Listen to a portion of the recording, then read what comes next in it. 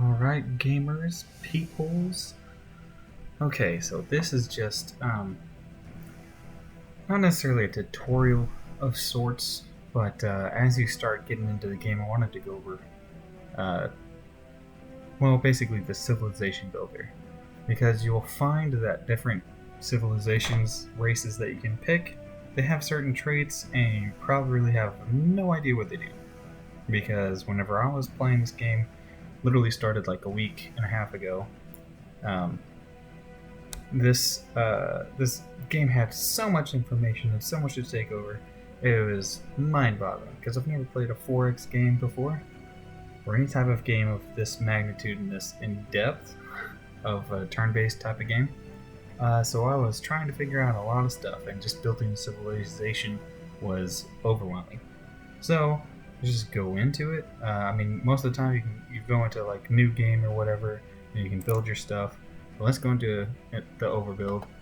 Uh, you can change your name to whatever you want, uh, like Woohoo Race, and then like you can short name it to like W, and then www.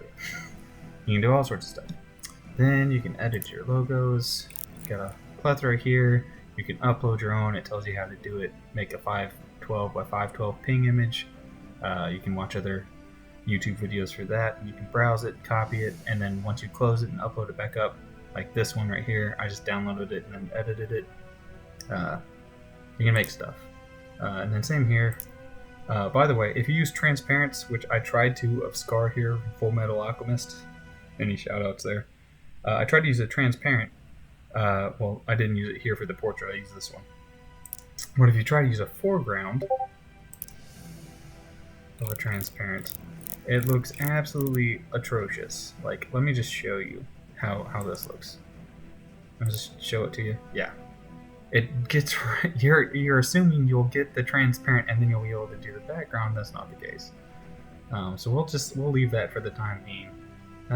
You know what? Let's just choose a random one. Just choose the squirrel. That's actually what I used the first time. And then you can change your background. You got all sorts of different stuff. And you see right now it's like a stellar hallway. You can do this. There you go. So you can change all that stuff. Then you can choose your different solar systems. You can edit your factions, whatever. This is not the most important stuff. This can be pretty good. This right here under your solar system, or your star system, I should say, not solar system. Solar system is ours. But you can choose all sorts of different, and it tells you what type of class world it has. Like sometimes it'll have 2, sometimes it'll have multiple, but they won't be as good. Like for instance, Taurus right here. This one specifically, like it's an aquatic area. Like so, if you decide to build an aquatic-based life form, that's what you want. It even says not recommended if you're non-aquatic race. So that's good to know. And then you want to make sure that you kind of read these descriptions, so you can mess around with them and see what you want. But for the most part, like Soul or any of the stuff like this contains a class 16, which is high. But anyway, you can choose whatever you want. The main thing though is right here under traits and abilities. This is going to be overwhelming to a lot of you because if you haven't played the game, you don't know what any of this stuff does. It can be kind of daunting. You only get 5 points, and as you see, like if I do this, that's 2 points. If I do this, that's 2 points. But what you can do is instead of doing like just positive traits, you can say let's say you don't really care about growing that much. You can do like infertile. That gives you 2 extra points. Or you don't want to be super handy, but you don't want to be totally unhandy, to where you can still have some maintenance, but not like so bad to where you have to take so much time maintaining your bases. You get 1 point. So like the blue costs 1, the green costs 2, yellow gives you 1, red gives you 2. So you can balance out your stuff. And just however you want to play, you just kind of need to tinker around with it. Do you want to be like person that wants to go out and explore everywhere and not necessarily be super militant. You can take all the military stuff about being tough and brutal or whatever, take all that stuff away. If you want to like focus on colonizing and stuff, be like, yeah, we're farmers. We like to be popular with our planets. We don't necessarily want to. We want to be able to travel, so we want to have dense capacity, so we can survey and go further. Have hyperdrives on our stuff. We want to be adventuresome. We want to be likable. So then you take away the stuff for battle, like being accurate and agile, resilient. You can still hold on to that if you want.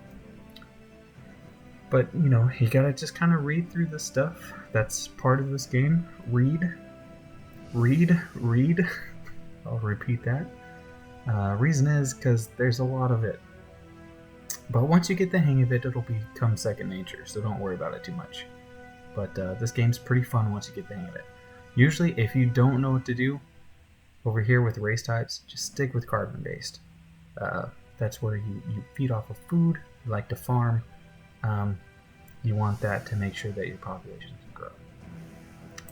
Aquatic, on the other hand, which is where that tourist system comes in, you want to make sure they have water planets. You don't get any penalties from them.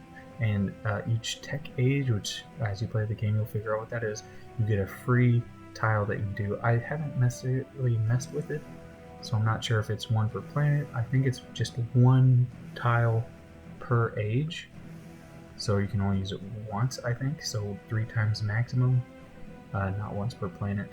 That's what my theory is, but I'm not sure yet. Silicon based, you'll see there are some rock people like the slime, at least I think that's how you pronounce it. They're silicon, and basically they use Promethean, so minerals and stuff instead of farming. And then there's the synthetic, which you don't need anything. You are robots, you build your population, and you need to be able to build instead of actually farming and whatnot. So interesting with this, morale is not a problem. All you do is you set tax to 100%, so you'll start that at the beginning. I'm not sure if this is even important.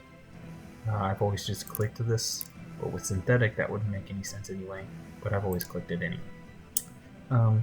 With these are your starting ships. I usually like to start with survey, just so that you can kind of make some more money early on. But I can understand with starting a colony ship, because that's how you colonize worlds. So you can immediately have a ship that can set up a planet, but that means you need to build a survey ship to make money out in space, or you need to build scouters, or you need to build constructors. But with a survey ship, you can automatically make money. And if you want to start by building your colony first, you can start on constructors. Or if you want to just assist your survey and scouting, you can build some scouts. Or if you want to assist the survey, you can't necessarily do that. That's if you want to be super militant and you just want to like fight people. If that's going to be a huge thing in your galaxy, then go with Furies, but I haven't messed with that yet. Basically, I've just focused on surveying and constructors, and that's about it. Haven't really messed with colony, though I build colony ships pretty soon. Here's the main bulk of what you're going to be looking at. So I've done adaptable a few times, and it can be good and it can be bad. You start with extreme world, which means like if you've got a water planet and you're not an aquatic race, or a frozen or a barren, you can build on it without having that technology. But you can't do it on like a toxic or radioactive or whatever type of world. But if there's an abundant amount of planets, that'll come back to bite you, because it's not going to help you. You're not going to be unique at all. There's going to be a ton of planets that you can use without having that skill. I just learned that. There's a video that I just posted. But there's a ton of stuff in here, and really what you want to do is you just really want to read through all of these if you're going to make a race.